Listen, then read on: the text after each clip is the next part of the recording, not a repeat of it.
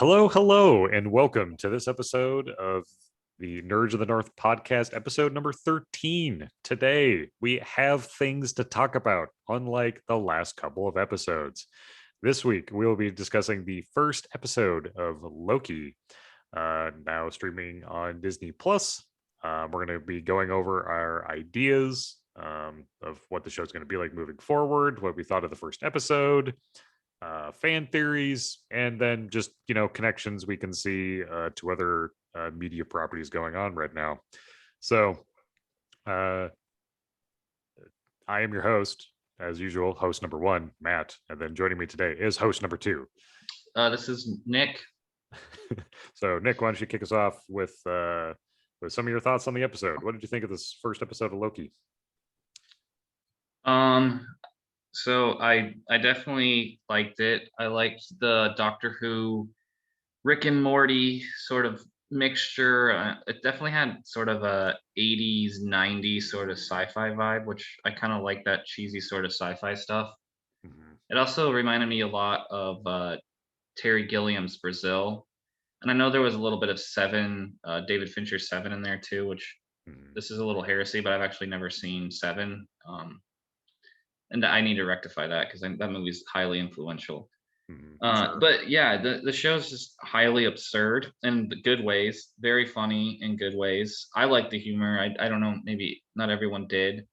I like the crazy, weird bureaucracy and the Mad Men sort of like aesthetic of all of like the department, and like one thing I really love in this kind of stuff is just like, oh, the paperwork. We have to think about the paperwork. So Right. I definitely like that. I like that bureaucratic, almost like it is very close to Brazil and how it's portrayed in that way. Like, I don't know if you've seen that movie, Matt. But No. yeah. I'll use a big word, Kafka-esque. I do think it's like just the way everything, the way the TVA, the Time Variance Authority, is sort of intertwined and sort of like this huge bureaucratic mess of an organization that is outside of time. Obviously, I found really appealing. I love the soundtrack. I thought the soundtrack was pretty amazing. Sure. Definitely gave me sort of Doctor Who vibes. Has sort of that Blade Runner kind of synthy stuff going on, which I love that, and that's pretty popular these days, which I'm totally cool with that, like Stranger Things and stuff like that. Totally. So overall, I liked it. I thought it was good. It might have, as far as first episodes, it's probably the best one of the Marvel shows, I would think. All of them have started off pretty slow, this one included, but Sure. I think this one felt the most mature to me. Like, I felt like it didn't have to find its feet as much. Like, it kind of felt like right outside the gates, it kind of felt like something that a more seasoned studio would produce. Like, I felt like I was watching a TV show that someone else may have produced that had more experience with this sort of stuff. Yeah, I feel like I would agree totally, because if we're going to be making comparisons, which of course we have to, if you're making comparisons to the other Disney Plus properties right now, like this first episode of Loki definitely has way more in common with the first episode of Falcon and the Winter Soldier, in that like things kind of got off to a running start. There wasn't really like the opening of WandaVision is very interesting, because all that episode is introducing you to this idea of like, this is like a TV show with like one really eerie moment in the episode, like over dinner, when Vision's boss is like choking. Yeah. Well, also important to remember that they did drop 2 episodes at once, I believe. It is true. Yeah. And so there was a little bit more to go on then. But in just comparing first episodes, like they definitely get a lot more done narratively, moving things forward to the point where like, oh, okay, this is what we're doing. And so I do appreciate that about the show in that regard. But I did love the mystery of WandaVision. That first episode, you're just like, what is this Yeah, I going to definitely be? got like "Don't hug me, I'm scared" vibes off of it, which I Mhm. liked, but I knew that Marvel wasn't gonna go that far, obviously. Right. Um, but yeah, those first few episodes of WandaVision were definitely like it took me a few episodes to get into WandaVision, but when I got into it, I was like really into it. Mhm. This show I'm kind of into right away. I haven't reached my peak of WandaVision into yet, Yeah. but I definitely feel like I could get there with this show potentially going forward.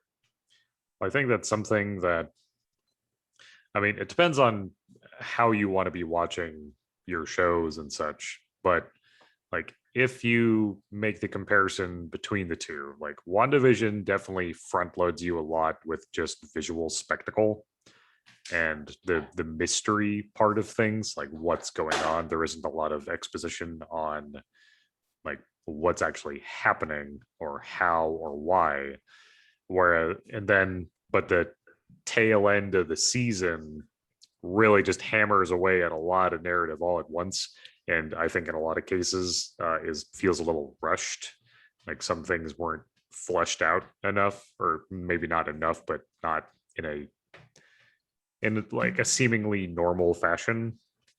Um, Whereas like maybe with Loki, we're getting going right away. So I'm hoping they have more time to explain things along the way without it feeling so rushed, maybe. Um, I think Falcon and the Winter Soldier had a better way of pacing things than WandaVision did in that regard.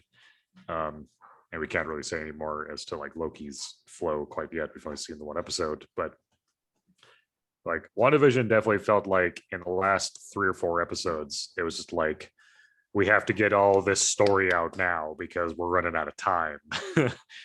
Yeah, and I mean, I don't know how much of these issues are a result of like COVID affecting Mhm. production, you know? Because I know definitely WandaVision was affected. I believe, yeah, Falcon and the Winter Soldier was affected a little bit with Sure. that vaccine storyline for sure. So I think I don't know how much Loki was actually affected by it, but from what I understand, I think it was affected by it less than the other two shows we watched so far from Marvel. Mhm. So maybe that'll make this a little bit more coherent and well put together as well. Sure. And also the main writer behind this show, I want to say his last name's Waldron. Walton. Ah, man, I should have looked this up beforehand. But Is he's the gone on like him and Feige have seemingly hit it off. So after he wrote this show, then he went on to write Doctor Strange in the Multiverse of Madness. mhm. Yeah, it's definitely Michael Waldron, Michael Waldron, yeah, who he's also known for being a producer on Rick and Morty. Funnily enough. yeah, that's where he came from. There's actually a really great Variety article about it, Hmm.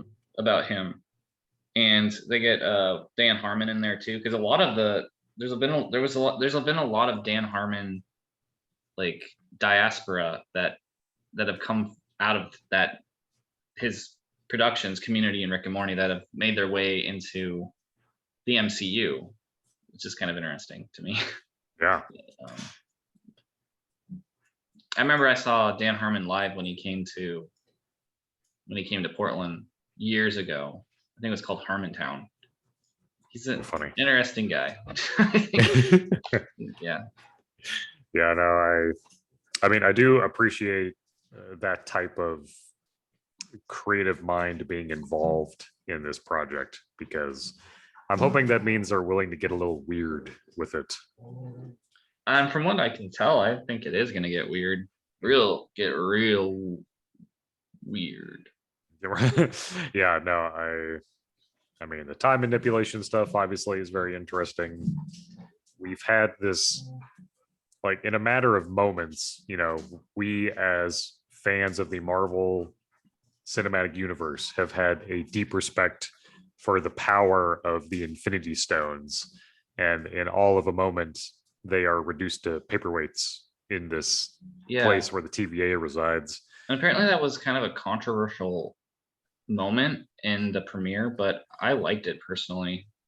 I thought it was really funny, and also it just kind of you just kind of in that moment you're kind of with Loki. You're like, wow, this I feel like nothing right now. Like I guess I don't want to say I personally felt like nothing, but I could definitely see where he would feel that way after seemingly sacrificing so much to get the Tesseract, Mhm. only for it to like mean nothing to these people. Really, Right. I But mean, like yeah, in terms of its power, it's been rendered as literally nothing.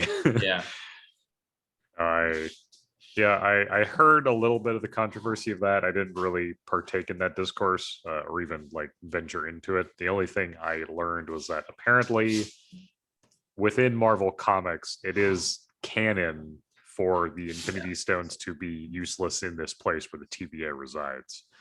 So, yeah. I honestly doubt there's even like real controversy. It's probably just some people on Twitter that got some attention, because they just these news outlets, they just constantly put out articles, and even if one person, like you have like maybe 20 people talking about it, now all of a sudden right. like, oh, look at all this controversy about these stones. Like, yeah, I don't know.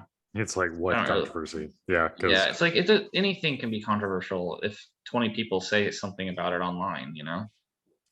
well, and I think I mean I don't know. I kind of like the notion that like that moment where the Infinity Stones are reduced to paperweights. It's definitely very telling that like this is a brand new story. Like the Infinity Stones were such a Yeah. huge focus for all of the MCU for a long time. But with this new stuff, nah, forget it, man. Like Infinity Stones, Yeah. Infinity who? Like no one cares about the stones. I mean, and as far as the story is concerned, it's an easy way for the writers to be like, oh yeah, the Tesseract is useless here. So Loki is powerless. Number one, like he can't use his magic, and the Tesseract doesn't work here. So it's like an easy way for him to be a prisoner. I mean, I recognize that. I'm fine with it. But Mhm. they also sort of use that to weave into like this idea that there's all these like just paperweight Infinity Stones there, which I found amusing and I think is interesting from like a narrative perspective as well. So as long as if they have like these weird sort of like as long as they have a valid in-universe excuse for why this thing is the way it is, I'm fine with it. And it didn't make the Infinity Stones useless within the actual universe. It was just within the TVA, which is outside of time. Right. Apparently, it's like set at it's either the very beginning or the very like end of the universe that the TVA actually exists, Hmm. Okay. and that's in the I think in the actual comics. So I don't know if that's true for the actual MCU, but Sure. I mean, I think it. I don't know. Like we're dealing with a different beast here in that like a lot of this time travel stuff. And then I mean, I guess we can get into some of the more specifics of what was going on in this episode. yeah, We I was just gonna start off here at the beginning. mhm. We can just kind of run through some of this and make some comments. I'll just start at the top here. So yeah, I think this has a potential to be a really cool story. And I do totally get like Doctor Who vibes off this, which is Mhm. fun. I I love this kind of hokey sort of science fiction stuff, and I definitely get that vibe off this show, especially when they brought in like the little clock animation. I can't remember Yeah, the name right. of the clock, but yeah, that has like a Ms. Fallout Minutes. vibe as well, which is fun. Mhm. Yeah, this show is just like I feel like references so much without actually referencing Mhm. like by name, uh but I guess up top. So yeah, for me, I think Loki is one of those characters who sort of lurked in the background of the MCU. He was there, but he never really had his own storyline that was his own. He was always like the show says overtly, you were there to make other people better. Like that's what Right. he was there for. He was a character, a periphery character. Like he was there to drive the storyline essentially. Sure. Um, Granted, he did eventually have an arc, but at least according to like I here, let me just start at the top here. So yeah, so Loki, I mean, everyone acknowledges he's like a very interesting character. He's sort of alluring, sort of in that sort of that thin, sort of like mischievous, sort of trickster. Obviously, like there's just something very attractive about the trickster character and the anti-hero archetype that I think everyone like. I love it. Definitely in almost every show I watch, like I always end up liking the anti-hero that almost always the best, sort of that character that started off bad and then slowly turns good. Right. But yeah, with his kind of his greasy and slicked back hair and his used car salesman via Shakespeare. Charm. Yeah. Yeah, he definitely had moments. Like I think his best moments are probably in Thor Dark World. And since I haven't seen that movie since it came out, frankly, I don't like I don't revisit that film. But I think it's No, I probably don't think many people do. yeah, his best moments are probably in that film, which is unfortunate for a movie that very few people rewatch. But like I feel like his come to Jesus moment like was in Thor Ragnarok. But that movie, though it was good, I don't really feel like there was a moment in that film where I'm like, oh, Loki, like he's good now. I understand why he's good. He's gonna help out his brother. Like I never really had that emotional feeling about it. And yeah, there was a scene in Infinity War where he obviously sacrifices his life to try and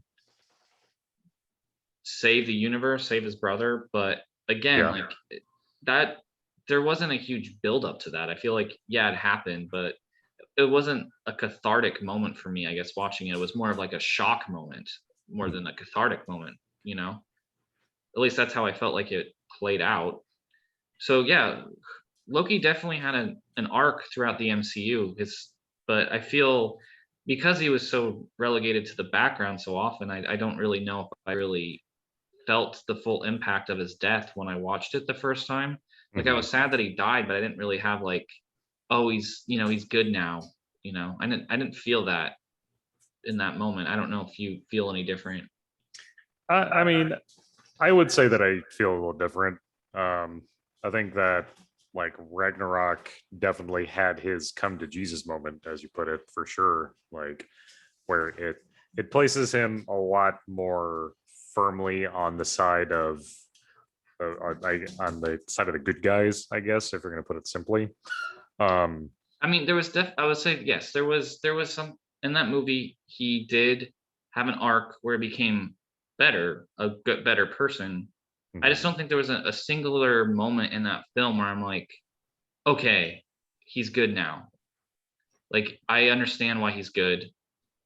It might have been in there, and maybe if I've read between the lines a little bit, but I mean, I don't know. Like, I think him standing with Thor and Valkyrie the on the Revengers, Rainbow Bridge, right? yeah, But I to don't know if there was like I'm like, oh, that's cool, he's with them now. But I don't know if there was like a scene in that movie where I'm like, oh, okay, this is why he wants to join them. Like I just don't know if I, well, I think it's been a very slow buildup versus something that had like a singular moment. Because I honestly don't think that like he had a full like he didn't suddenly become, a good guy in those moments in yeah, Ragnarok or in all these buildups. But I think given time and exposure, his affection for his brother especially is what has motivated him to be better. And what I think is kind of interesting is that this version of Loki that we're seeing, it has none of those qualities. Like the only way he knows about any of his, progression as a person, the way that we know Loki was through that device that showed him essentially his future and then ultimately his demise at the hands of Thanos. So like this is Avengers Loki. This is I'm pissed because I lost Loki, you yeah. know. And that's a very different character that I think you end up seeing at the beginning of Infinity War and at the end of Ragnarok. So, Mm. Yeah, yeah, there was like a little image on I think that I ran across on Reddit where literally this whole like from Loki's perspective, he killed Coulson and New York was invaded on the same day that he is spending at the TVA. TVA. Yeah. Yeah, he lost his battle against the Avengers and was being carted away, and by some crazy happenstance and a flying suitcase, he has been freed. Yeah. And then is almost immediately taken captive again by a different force that he understands even less. Yeah. Okay, so obviously Loki didn't originate in the MCU initially. He's a character from Norse mythology. Mhm. He's a trickster. The character's a trickster. He's probably the trickster character, which is why he became. I mean, I would assume one of the reasons why he became prominent in the MCU or in Marvel comics to begin with, just because of his name recognition as a trickster. Sure. Tricksters, they're common throughout mythology. For instance, there's Old Man Coyote, or even I think like the Crow is popular in like Native American traditions. Mhm. Hermes, Odysseus in Greek mythology, Puck from obviously Shakespeare, Celtic myth. Sure. From Wikipedia, in mythology and in the study of folklore and religion, a trickster is a character in a story, god, goddess, spirit, human, or anthropomorphization, who exhibits a great degree of intellect or secret knowledge and uses it to play tricks or otherwise disobey normal rules and defy conventional behavior. Uh, the archetype shows up time and time again in pop culture, like even these days, in characters like Bugs Bunny or Family Guy Stewie. Comics are no different. Obviously, the most famous trickster in all comics would be the Joker. Sure. Loki himself, I mentioned this in the past, has showed up in the DC comics before too. The one I'm thinking of is when he shows up in the Sandman series.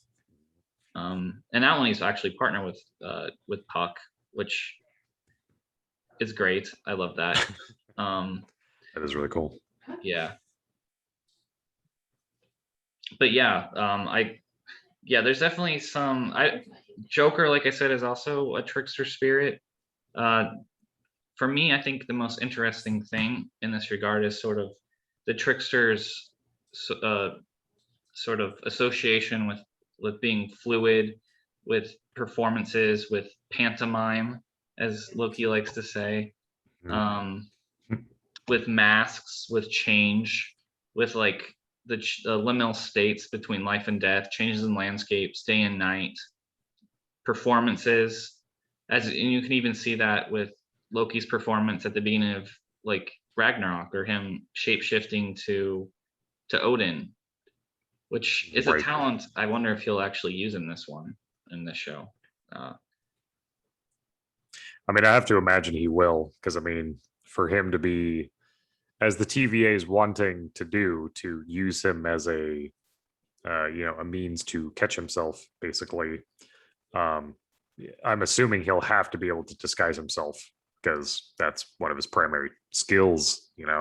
He's very yeah, smart. He's very good with knives, but like his magic is what makes him really potent. And so, yeah.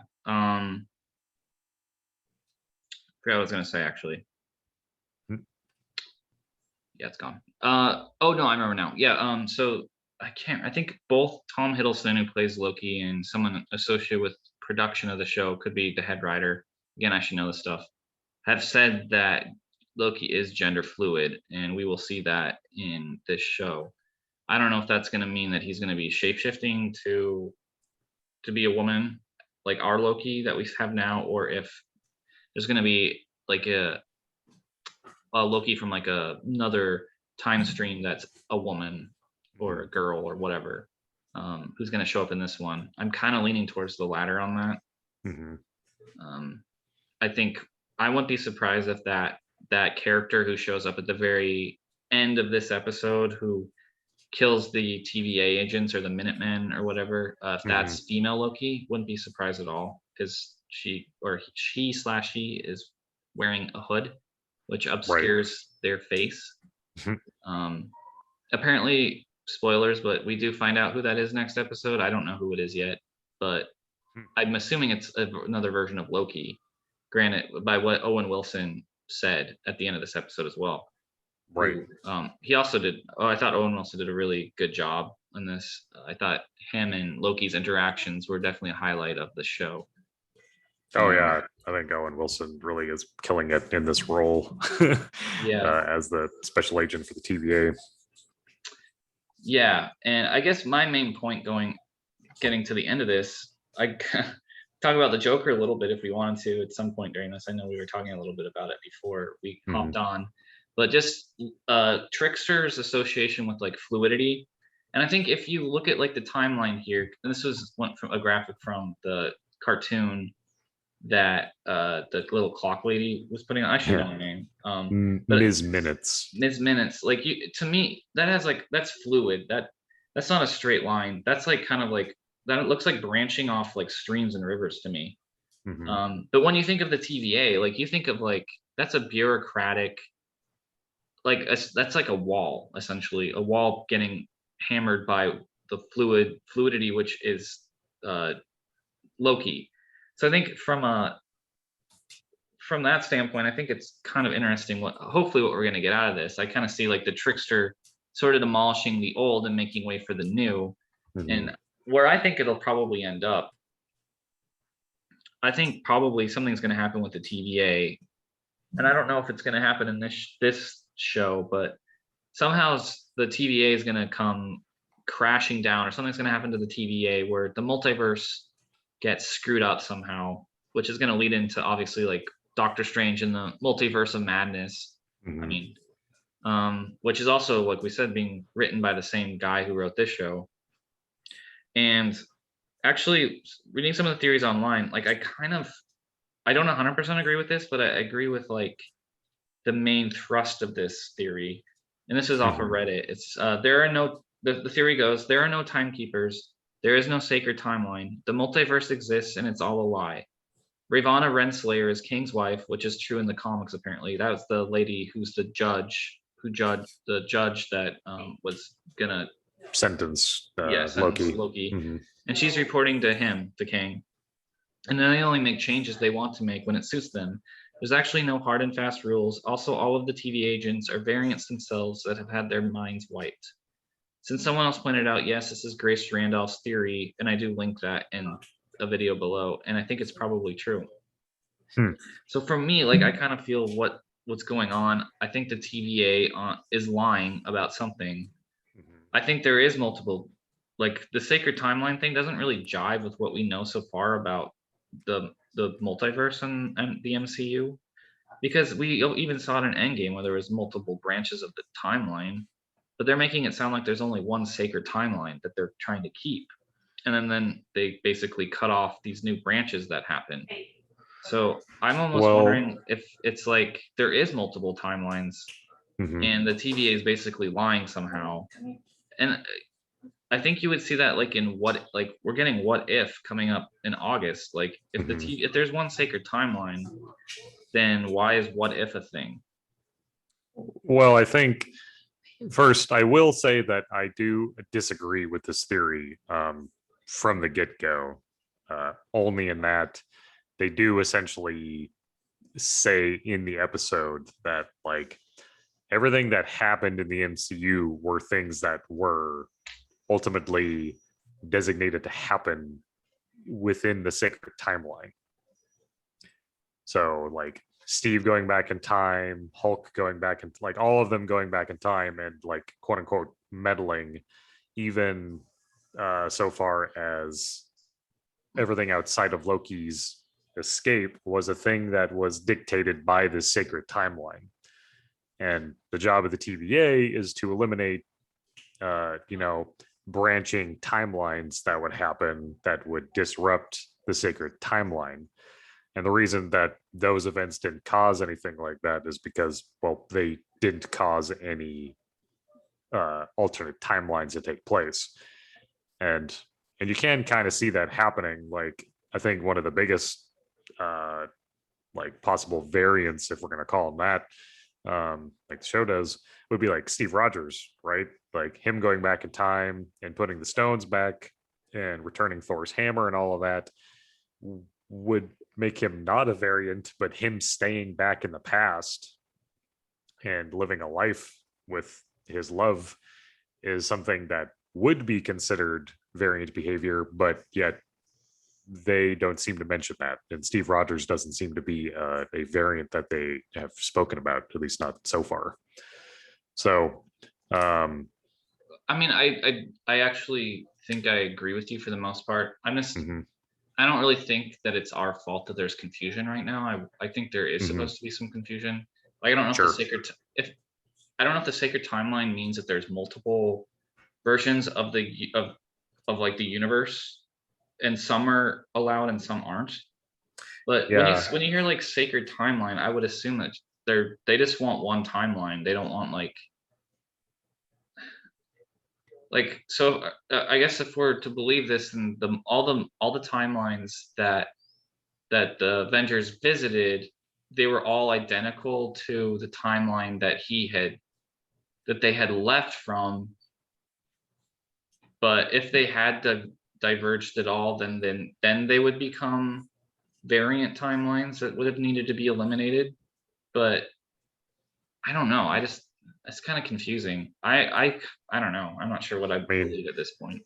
I think that I know that for me, a big part of this, I I sympathized a great deal with Ant-Man in Infinity War and Endgame and the conversations about time travel, because my understanding of time travel almost exclusively has come from films like Back to the Future, right? Where Yeah, like the and way the time Avengers travel works is very explained it different. that they were different timelines that the Avengers were, and they weren't entering the same timeline when they were jumping around. Mhm. It was like they were different timelines. Yeah. Well, and I think what ultimately, and so yeah, I guess there's two ways to look at that. So I do agree with you that I think the confusion is kind of purposeful at this point for some level of mystery. But my first thought is that either those branches that were created were ultimately taken care of by Steve's trip back into the past, which is why the TVA didn't get involved, because ultimately these branches that opened were going to be handled on without their intervention in the first place. Um, that's theory one. Theory two is that, yeah, I think it's a little unclear that um, whether the sacred timeline is a set of timelines that are all moving like more or less parallel to each other for some ultimate ending. I don't know. But like in the graphic that you have there, it shows, like the sacred timeline is like this one line, but like with these various red lines coming off that they try and cut off. Um, but if I do remember correctly, I think there are representations of the sacred timeline in other places in the episode that kind of show it more like a strand, or like with multiple strands, like kind of interwoven into each other. And then maybe that's just my brain playing tricks on me, but I seem to remember that there were like representations of the sacred timeline that would maybe lead you to believe that isn't just like one Yeah, I timeline. remember there's one that kind of branches off, sort of like that. Yeah. Yeah, I wonder if this won't be cleared up more in next week's episode. That's Mhm. coming out in a few days now, which is kind of weird. But yeah, my opinion so far is to believe that the TVA isn't really lying or anything, and that like the events of all the time travel happening in the Avengers films is something that was not only meant to happen within the sacred timeline, but that the events um,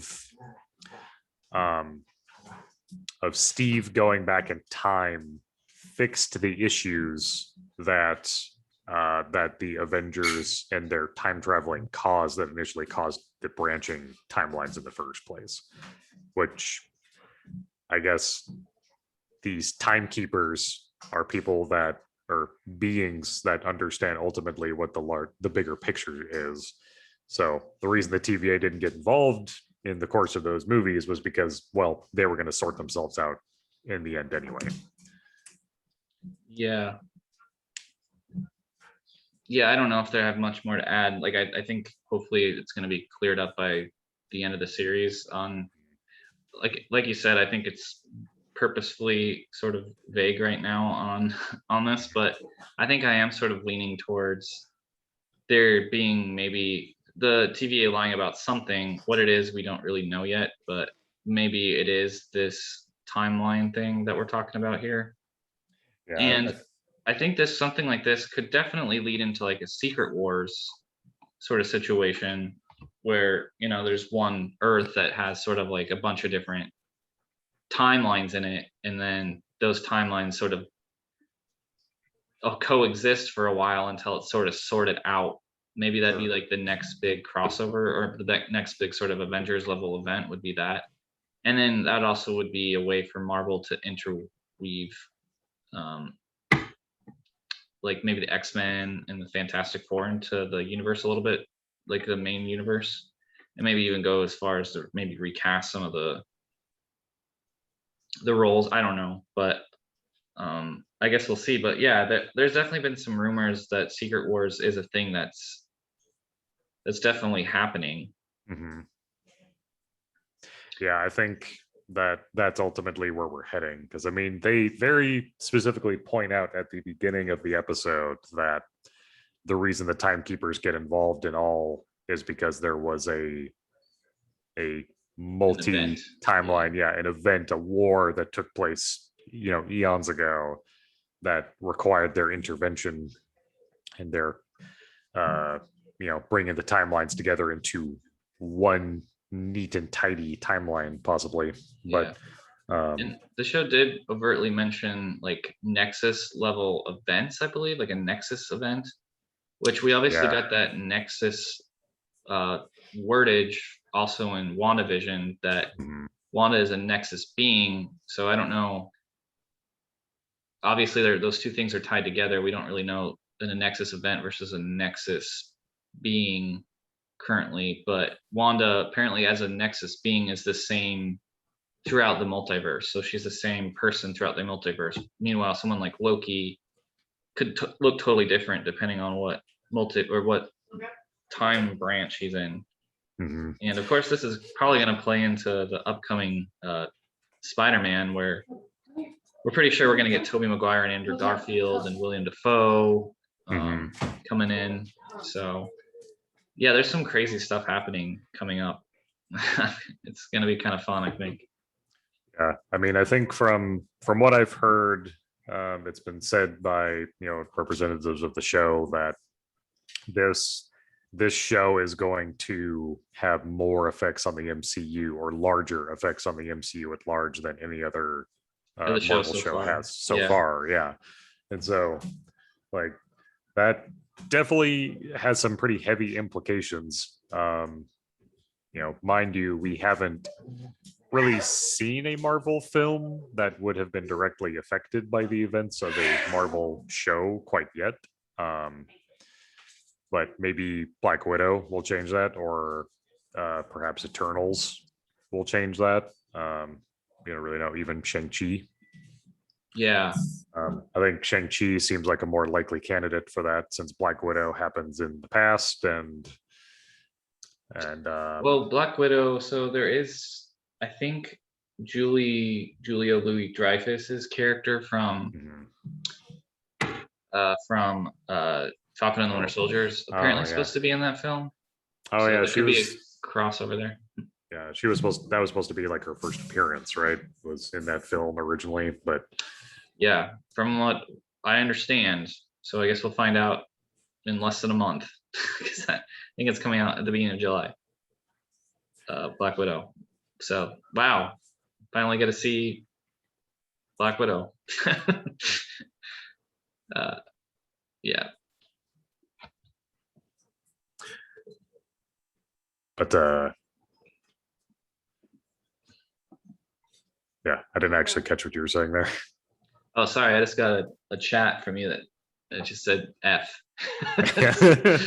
um, Have some chat. no, I was just saying that we're finally going to get Black Widow after 2 years, 1 year. I don't know. It's been a while, but yeah, I was supposed to come out May of 2020, right? I think it was the original release date, if I remember correctly. that sounds right. Sounds right. Because I have essentially had a Marvel movie to attend for my birthday in May every year for like the last 10 years. Yeah. And in 2020 took a big old dump on that idea. It was like, nah, bruh, you gotta stay Yeah. inside. Yeah, the next three Marvel movies coming out, I'm not like super excited for, but I'm definitely excited for Spider-Man. Mhm. Definitely excited for Doctor Strange. Definitely excited for Thor.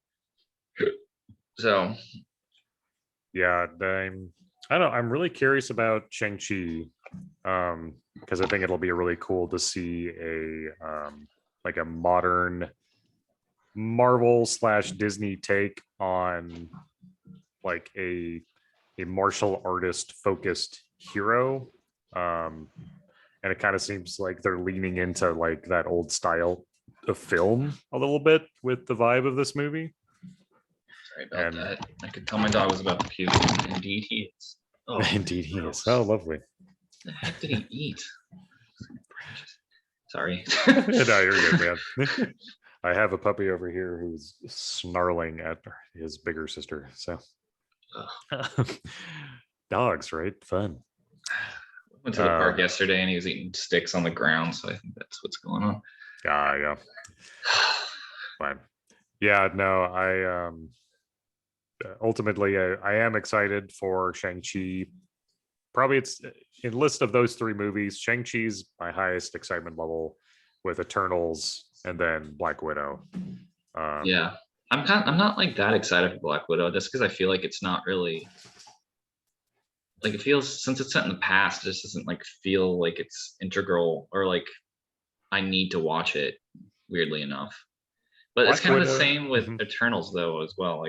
Like that movie I don't think is gonna have much of an impact on the main narrative either. So I think that I think Eternals is going to ultimately have a larger impact on the MCU moving forward. That is unless Black Widow does have the potential to be a huge blowout in terms of the MCU if they do something crazy with it. Because the reason we're talking about it at all is because it's been pushed back for so long. But who knows? Maybe Black Widow is supposed to be the floodgate opening for a ton of stuff. Like there's been footage, not footage, but there's been stills captured of what looks like Black Widow and Loki, you know, oh like sitting in with one another yeah. from the promotional material of Loki. So there could have been something that was supposed to happen by now um, that would take place in Black Widow, the film that was supposed to like really blow our minds. Because a lot of people have been having that same question of like, why does this movie exist? Like Black Widow's gone. Like, why should we be excited about this movie when it's not really going to move the narrative of the universe forward? And I think part of that is kind of the mystery is there on purpose. I think that Black Widow could really blow the doors open on a lot of stuff. I don't know how they would do that. It would be literally world altering though, if like something happened to save her or she received some information in the past that allowed her to change events moving forward. Who Yeah, that'd be knows? kind of cool. Yeah, I have a feeling that um that what you're talking about with Loki, I kind of feel like that's probably an alternate version of Black Widow that's not going to be played by Scarlett Johansson, but it's obvious they're like kind of playing it up because it's not revealing her face. Right. But this year does kind of feel like, as far as like Marvel content, like it feels like the year that characters get their due. you know, Right.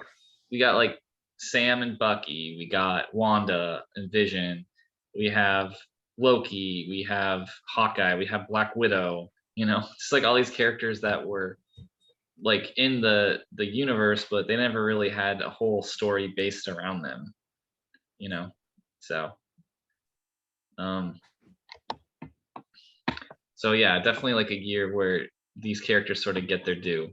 So Yeah, no, with I think originally Black Widow was supposed to be, a part of that lineup of, getting their chance in the spotlight. Because yeah, like much like Loki, she's always been kind of a background character, mhm.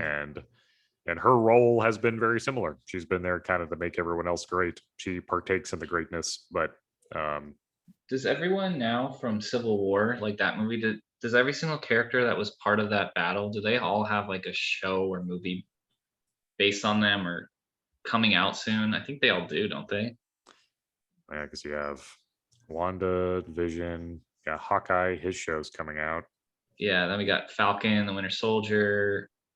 Uh, yeah, yeah, I Who think they all else? do at this point, which is interesting, you know. So, I guess like Yes. going back and Mhm. watching Civil War will have a little bit more uh well, I guess what's his name doesn't Rhodey, the War Machine. Though he Yeah, is but getting his own show as well, I think. yeah, It's isn't just that going to be Armor Wars? I think so, yeah. Yeah, that's interesting. That pretty much that entire side of the Civil War is getting their own Mhm.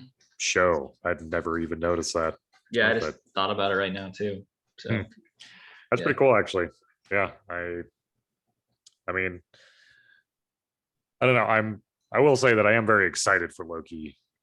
It's nice to have like another show on that I can be as excited about week to week. Is To it like WandaVision? Yeah, I'm looking forward to more. Mephisto tinfoil hats being formed and being worn Yeah. prominently by members of Reddit. Uh, There's definitely a lot of people that think Kang the Conqueror is gonna be a big part of it. Because that character's already been cast, and there's theories he's gonna be on the show, but it's all kind of like at this point, no one knows for sure. it isn't. Correct me if I'm wrong, but isn't Kang essentially like an alternate Reed Richards, or I like think he's related in related some to way? him somehow. Yeah. Yeah. He's like So his like great grandchild or something. it would seem a little strange for them to introduce a character like that, if that's the case, without having first introduced the Fantastic Four. It could absolutely happen, um, and they could do it in a way that's tasteful and makes sense. But Yeah. Well, last I heard that they were going to introduce him in the new Ant-Man movie because he has been cast, mhm, and Ant-Man is coming out before the Fantastic Four. So maybe it would be sort of like a Thanos level buildup where maybe they sprinkle him into this show a little bit and then maybe into Ant-Man a little bit and then we get to like Fantastic Four when that comes out and maybe that's kind of like where we'll get more of him, but it's hard to yeah, say at this point. it's kind of funny that if we are going to be getting Kang coming in, that like we're going to end up with kind of another weird looking blue purple looking man as the villain for Yeah. moving forward. Yeah. um I was kind of like I'm still sort of think Doom should probably be the somewhere in this and I'm sure he'll get introduced probably in the Fantastic Four as well. yeah, I ultimately would want Doom versus Kang, only because I think Doom is a really cool villain. um and it would be kind of nice to it might be kind of nice to scale back the villain a little bit, because when you get to Thanos in the matter with the Infinity Stones, it's just Mhm. so over the top. Like, you know, world's ending. Let's get our shit together and figure this out. Whereas Doom might bring it back a little closer to home, Yeah, for but sure. because I know that a lot of my favorite Marvel properties and movies and characters have dealt with smaller stories, but things have just been escalating so much. Yeah, no, you're totally right. Yeah, for sure. That's why I think like a lot of those like street level heroes, like like Daredevil or Luke Cage or Jessica Jones, obviously the Mhm. Defender characters from the Netflix. Like Right. they haven't really had a big place in the MCU yet, have they? So it would be kind of Mhm. nice to get some of that, or the Punisher.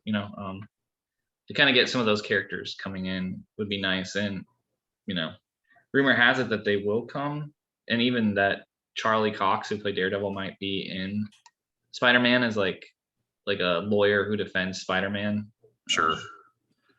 so yeah, there's definitely areas of the MCU that haven't been explored yet. Mhm. And again, I always think it's kind of interesting too that as far as like the MCU, like none of the characters except for Spider-Man have a secret identity at this point, I think, right? I don't think anyone does. They're all like public heroes, but as far as like Basically, characters and like Marvel comics, like a lot of them had secret identities, but in the MCU, they're all like public. So it's just kind of an interesting difference. yeah, no, and I think that does kind of, it does eliminate a story that I think that could be very cool. I mean, I guess they've already done Civil War, and I think it. Correct me if I'm wrong. I don't remember off the top of my head. It's been forever now, but like the whole idea of like Civil War is essentially with like the Superhero Registration Act in the comics. That's not touched on as much in the films, but like Yeah, one of the that was biggest things different. that, It was different, yeah, yeah. Because they were like wanted them to register like the Sokovia Accords or something, yeah, which would essentially make the Avengers like state have to sanctioned. answer to the, yeah, to like answer to the UN. Hmm. Um, so like yeah, because in this case, if they were doing superhero registration, it's like, well, Spider-Man would have practically be the only hero that hasn't like really unmasked at this Hmm. point, And at I think it least. was like a big thing in the original Civil War where he revealed his secret identity as well. Yeah, well, it caused a huge problem because like they had to move Aunt May and Mary Jane into Avengers Tower to like protect them from all the people that were now wanting to murder them because they know how close they are Hmm. with Peter. And then Peter joins Captain America, being against the uh, superhero registration for very deeply personal reasons. Because once he came out, his life fell apart. Hmm. Um, so yeah, it's a cool storyline and one that doesn't really have a place so far as I can tell now. But Yeah. I don't know. I mean, I guess we've been talking spoilers on the show for long enough. I'll throw out a quick spoiler alert. If you haven't seen Spider-Man Far From Home, wait, Far From Home, right? Yeah. Yep. Um, brief pause. At the end of that movie, we see, essentially Peter's identity is put on blast for all of at least New York to see by a then dead Mysterio. Um, so, and not only that, but the footage is manipulated for to make it look like that Spider-Man killed Mysterio essentially in cold blood. Hmm. So, um, so that storyline has essentially already been put in motion. Is just without the Civil War being attached to it. So, Yeah. Yeah. I mean, there's a lot of people think that Mysterio isn't really dead. I would imagine that's probably the case because I mean that's his entire thing is he uses screen to fake stuff. Um, right, so I would almost think like maybe that eventually they'll find that he's still alive, and it's like a way for to clear Peter's name that he didn't really do it in cold blood. But sure. yeah, I am curious what they're gonna do with that movie going forward, and I think that the Spider-Man movies are probably going to end up being on Disney Plus coming up soon too, which is going to be kind of nice to have that all in one spot, Hmm. No, for just sure. with their deal with Sony.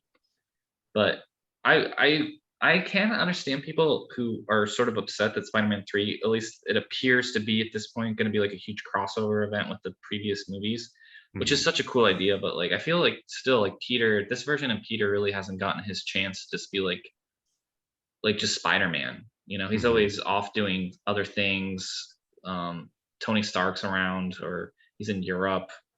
I don't Right. really feel like you got to be like your neighborhood uh, friendly Spider-Man or whatever. Um, Yeah, like the other movies, he was able to do that. Just like swing through New York. Actually, the ending scene of Far From Home is, I think, the first time we actually get a scene of Spider-Man in the MCU swinging through New York like that. yeah, through Times Square Mm. specifically. Um, I I agree that I think it's a bummer that he hasn't had that moment yet in a movie. I mean, he's been given this escalating responsibility, or at least he's had an escalating level of trust put in him to do his job as a superhero by himself. Um, I think that this third movie is going to be that movie, though, because I compare it pretty directly to Spider Verse, because that's kind of what that whole movie is Hmm. Miles has just received his powers, and it takes a whole slew of spider men and women to kind of get him where he needs to be mentally and physically to do the job of being Spider-Man. And I kind of imagine that that's what's going to happen with this movie as well. We're going to um, see Peter be exposed to these, future or alternate versions of himself, and he's going to be set up with some major villains from their worlds, and they are going to test him in a way he's never been tested before. And I think that that's what's going to really push him to be Spider-Man. Yeah, with William Defoe. Willem Dafoe. That's gonna be great. I'm excited for that. Actually, apparently he's in it. Spoilers, sorry. We don't. I guess spoilers for Far From Home, but I just throw out Willem Dafoe's name like it's. I mean, like, if you're, I don't know, like, if you're listening to this podcast, you're interested in hearing, some deep dive stuff about MCU stuff and just like movies and film, or shows in general. Yeah. I Like, mean, the Sinister Six, mhm. in the movie. Have you heard who it's gonna be? Apparently, No, yeah, it's gonna be Willem Dafoe as the Green. Green Goblin. I'm like Green Lantern, no, Green Hornet, no, yeah, Green Goblin. Then we're gonna have Alfred Molina as oh, man as uh, Doctor Octopus. Oh, he's yeah, he's gonna reprise. Yeah, that's confirmed. If you go to the Wikipedia page, you can see. For some reason in my mind, I'm like, wait, no, not Sonic's enemy. Sorry, Yeah, it's the wrong one. no. And then also, I think they're gonna have this guy that played Sandman back, who's also a good actor, and I'm drawing a blank on his name, but he inspired from Spider-Man 3. Okay. Um, and then they're gonna have Paul Giamatti back as Rhino.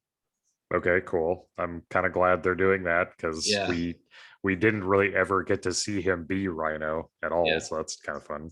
Jamie Foxx will be coming back as Electro, and I think the Lizard is the other one from the first Amazing Yeah, Spider-Man. that would make sense. Yeah, and it makes sense that there only were really the two. Yeah, there were only two Amazing Spider-Man movies, and you have another Green Goblin as like the main baddie in the second film. So Yeah, that actor who played that character, his star really fell. I don't know why. Can't remember the actor's name, but he was like up and coming. I And mean, did you see that movie? I have not. The No, I have not. Amazing Spider-Man 2? No, I never watched it. I just wasn't interested, so I never watched Uh, it. Because I saw the first well, one, I'm like, I'm kind of meh. And I heard the second one wasn't as good even, so I'm like, I don't even care. So I mean, I have a soft spot in my heart for Andrew Garfield as Spider-Man. I actually really liked both of those movies. But I have no qualms about saying that they were not very good in terms of like films. yeah, But I like them for their own I think reasons, he's a better Spider-Man than Tobey Maguire ever was. I never bought Tobey Maguire as Peter Parker. No. I just didn't get a Peter Parker vibe from him. Well, because by the time he's playing, we have talked about this before, but We goddamn, have, Toby yeah. Maguire playing a fucking high school student, get the hell out of here. Like, that is ridiculous. Yeah. Like, all these people that are like high schoolers, it's like, dude, you look like you have a mortgage. Get out of here. Yeah. Well, and the man that directed those first 3 Spider-Man movies, Sam Raimi, he's now directing the Doctor Strange Multiverse of Madness. Oh, that's actually very exciting. Yeah, I'm surprised you didn't know about that. I mean, Sam Raimi is really famous for doing the Evil Dead movies. Mhm. Well, and I thought the original 3 Spider-Man movies, perhaps with the exception of the third film, were very, very good. Yeah, and there was some studio interference with the third one too. Apparently they forced Venom into that, where he didn't want to do that. Dude, he had no place in that movie. It was so forced. Yeah. But yeah, if they had just left it to Harry being, Green Goblin 2.0, or like, or having his issues with Spider-Man, and but also left it with Sandman, that would have been totally fine. Be a Yeah. very different movie. Well, I feel like at least they're getting a chance to sort of wrap up like the story in Spider-Man 3 No Way Home. Like Yeah. there's a lot of dangling, I won't say dangling threads, but I feel like there was like you might at least, especially for the Amazing Spider-Man films, it seems like they're going to try and wrap a few loose threads up in this one, which is kind of cool. And it's cool to bring back William Dafoe, like in some of those other actors from the previous Spider-Man movies. Mm-hmm. Yeah, I like how we got on the Spider-Man, which is fine. I mean, we're talking about Marvel, but I don't even know how we ended up here.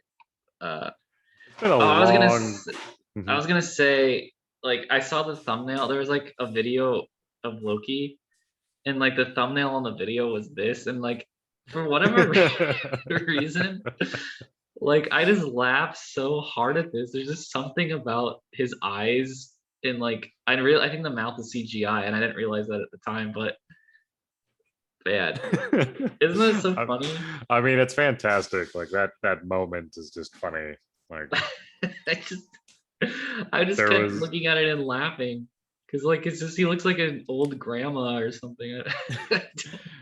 there was infinitely more like slapstick humor in that first episode of Loki than I was expecting, but it was totally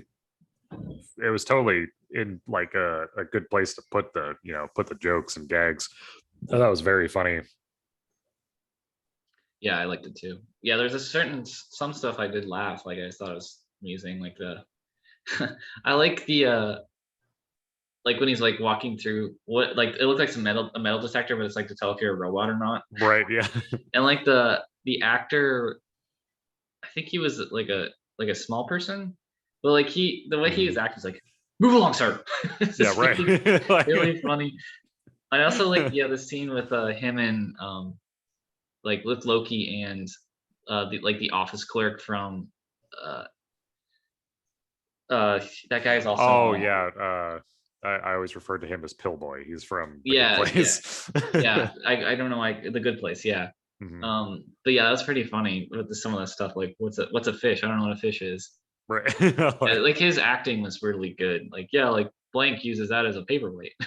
Right. The way he delivers the line is pretty good, I thought. Yeah. No, I'm really excited to see more of this show. I I don't know. I mean, I'm gonna enter with some trepidation only because there is absolutely room for this to bomb completely, but I don't feel like that'll be the case. Yeah, I don't think so either. I think because there's a bunch of reviewers that have already seen the second episode. They said it was just as good as the first. Also, the simple fact that Feige got this guy who wrote this show then onto the new Doctor Strange, and then Mhm. also that guy Waldron is going to write a Star Wars movie with Kevin Feige. Just like Kevin Feige's faith in this guy makes me think, at the very least, that this show is going to be pretty good. Totally. Yeah. No, I think it'd be a lot of really cool stuff coming down the pipe in terms of both Marvel and Star Wars for that matter. Which maybe when the Bad Batch is fully released, we can do like a a full-on recap of just like what we thought about the show and its Yeah. entirety. I know that I'm still behind on it myself. We have Yeah. a new puppy in the house, and so I've been a little busy. Puppy. I should send a photo your way. You can put that on the blog. Yeah, you sent me one. I should put that on the blog actually. Yeah. I'll try to get it onto this post with this blog so people can see it. Yeah, he's a cutie, but Yeah, I'm trying to share the blog with more people actually. Like I shared it with someone today when I was at church, and then I'm gonna share it with one of the pastor that spoke today. yeah. He was like super into it too. I know this is totally off topic, but because he was like his sermon today, man, like it was talking about like existential stuff, and I really do struggle with existential thoughts a lot. Sure. So yeah, I'm gonna send him those blogs and see what he thinks, because I'm actually was a little ashamed of them after I wrote them. So it'll be interesting to see what he has to say, because like I don't know if you ever read or seen the movie Into the Wild about like Chris McCandless. Heard of it. Yeah, like, well, just like his life, like this pastor's life. This is totally off topic. We're getting into weird stuff right now, but like he almost just seems like he lived the life of Chris McCandless in a lot of ways and suffered a lot because of it. And just the way he was talking today, like I totally got it. He was talking about like Leo Tolstoy, which I brought up in one of my most recent blogs about Chris McCandless, because I'm rereading that book.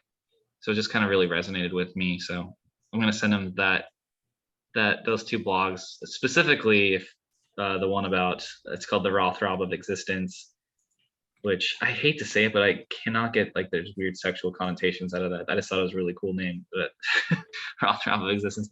And hopefully you can still hear me, but also Existential Vacuum in the Tiki Lounge. So we'll see what he thinks. I'm curious. Anyway. Yeah, no, I mean, ultimately, I do want us to be able to share more of this podcast, for example, because essentially we've been podcasting for ourselves up until this juncture. Yeah, you know what? And I wrote briefly about it actually in one of my most recent ones. It was this one. And what did I say? I said, let's see. Oh, this is actually a really sweet paragraph, Matt. So yeah. We're near the end, so why not? We can just talk about this. What was it? Okay. I said, my favorite thing about doing this, especially the recordings, is that it's a way to connect to my friend Matt and get us both out of the funk we were both in.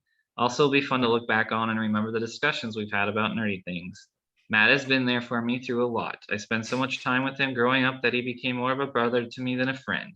Oh, that comes off in the podcast we've been doing. Oh man, there shouldn't be apostrophe there.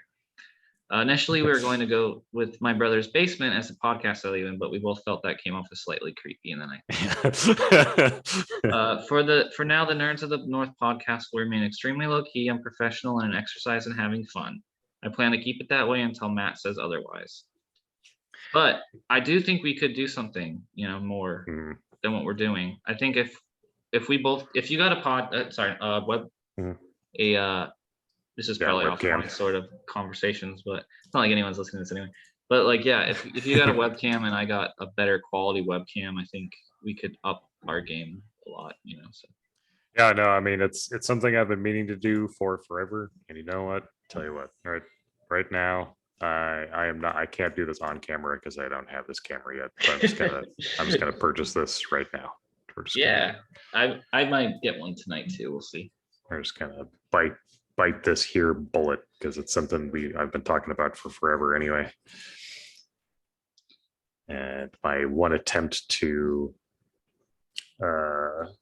use a camera I already owned did not go well because it didn't work. Spoiler alert, it didn't work. So use this payment method. This is for all our fans out there that love to listen to us purchase stuff off Amazon. Yep. You hear this click? That's a click of conviction. Yeah. Yeah, this sorry. No. This blog, I went kind of through some reviews of different stuff that I'd watched. So I thought I'd get it out of the way, because we talked about it, but I hadn't really wrote anything on it. So, but yeah. I'm gonna just plug this right here. Play Mass Effect Legendary Edition if you're a gamer at all and you like the Mass Effect games and you've been on the fence or you've been interested in Mass Effect. If you like sci-fi shit, you will love this freaking game. It is so all three games are so good. Like my wife has easily put in like probably 30 hours in the past week into this game, into just the second game of the franchise, or the first game, I don't even know. But fantastic series, really cool sci-fi that really borrows from a lot of successful franchises. And yeah, I mean, maybe I should get into it. I don't know. I just don't have the system prepared. I don't have a good enough computer or anything. So we gotta fix that, bro. yeah. But I suppose with that, sounds like we are petering out here. So I mean, yes, I totally agree. Though I will admit that our conversation about the Joker before we started this was pretty fun. And I think we had some pretty crazy theories. I don't want to talk about it right now because I think that would go down a whole other rabbit hole. But maybe in the future, that'd be kind of fun to like explore that a little bit. Yeah, we can. What we should do is just start recording in advance and take snippets of conversation from the like non-recorded or like the quote unquote pre-show, like throw that in the intro of like, what do you mean you think the Joker's gay? And then just like cut into the episode and like yeah. I mean, that you could probably defend that actually a little bit. I don't care enough to actually defend that, but yeah, right. We might be. I just threw that out there as an example, but yes, no, totally. Like, but yes, with that, hopefully there will be two smiling faces on the next episode of the podcast. So, but with that, I do want to thank you all for listening. All two of us listening to these episodes, and we're hoping to be pushing this out more into the public here sometime soon, because I think that'd be kind of fun, and just like to hear some discussion about the stuff that we talk about, and just I know that we go real hard on the MCU related stuff. And we're hoping to kind of branch out a little bit into other topics during dry periods, especially. But we're here to talk about things that we're interested in, and God damn it, MCU and Star Wars is where it's at for us. So, but thank you all for listening. Hope you all have a great night, and we will talk to you in the next episode of the Nerds of the North podcast. Good night, everyone, or good morning, or whatever. We'll see you next time. Bye.